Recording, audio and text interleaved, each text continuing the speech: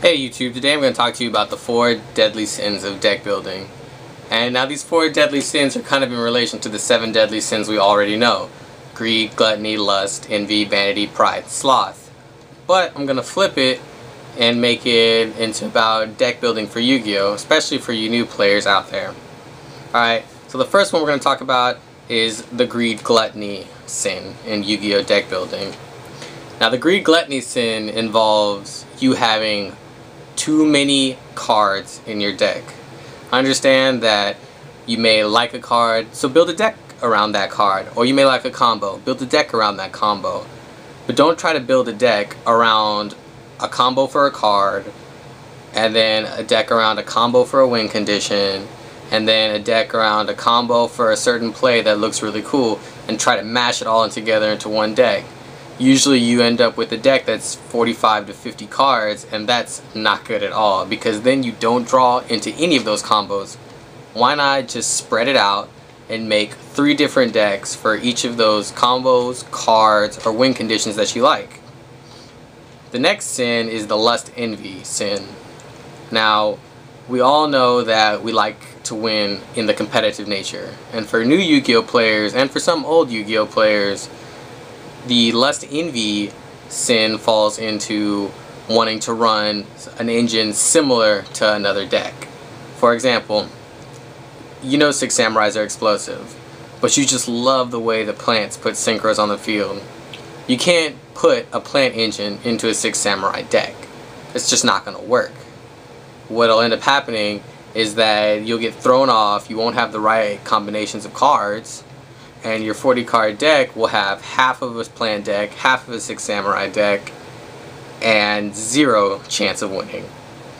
Now again, I just use that as an example, but that can be used with anything. You know, it's just you don't try and fit other engines into your deck if they aren't compatible, just because you see that that deck engine is winning. I mean, obviously you wouldn't throw Tengu into 6 Sams. I mean, with the way Tengu's working these days, you might throw Tengu into 6 Sams. But you get the idea. The next one is the vanity pride sin of deck building.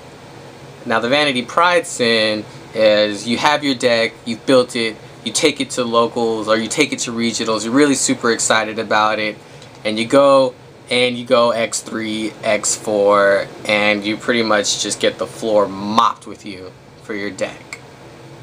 And then the first thing you do is you go and you ask some friends, you know, hey, what's wrong with my deck? And they lay out their cards. Or you ask the guy who beat you, or you wait around and ask the guy who top 8'd at the locals or the regionals, or the guy who won the locals, you know, hey, what's wrong with my deck? I'm trying to fix it. And they immediately go through the deck and start pulling out cards that don't go with the synergy of your deck. And then you proceed to tell them, no, but I like that card, but I want that card, this card does this card does that. Then you've reached the pride vanity sin of deck building in Yu-Gi-Oh!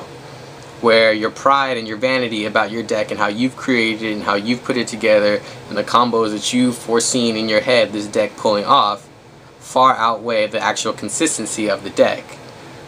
I've fallen into this trap.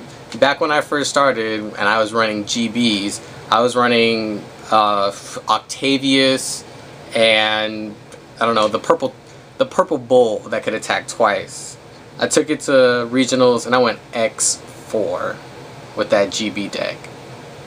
You know, then I went to locals, some guy took a look at it and started pulling out all those cards, and I was like, why are you doing this? You know, I like this deck how it is. And that's when I realized that I was more focused on my own personal pride and my own personal vanity with the build than it was with the deck and building it for it to win and be competitive. And then the last sin of Yu-Gi-Oh! Deck building is sloth. And what I mean by sloth is that you go onto a forum or the Konami blog and you look at the top decks that won and you copy card for card every single deck. Or you copy card for card everything that a player used to top. And then you go out and play that deck. And now granted, you may win here and there, but what you don't understand when doing that is that your meta could be different. People could play different things. The reason why that deck won at that location was because it was prepared for the meta that that person was going to be playing. Now it might not fit your meta, and you might be wondering, why is it that I've just built a complete replica of a YCS topping deck and I can't win? It's because you were slothful, you were lazy, you didn't fix your deck for your meta, and you didn't really get to learn the combos the way that the guy who you copied the deck from. Now again, I'm not saying there's anything wrong with net decking. It's a good place to start, but net decking should be simply used as a structural basis for the overall deck that eventually you'll use. Alright, this has been Justin from Team Misplay. Don't forget to thumbs up, comment below, and subscribe.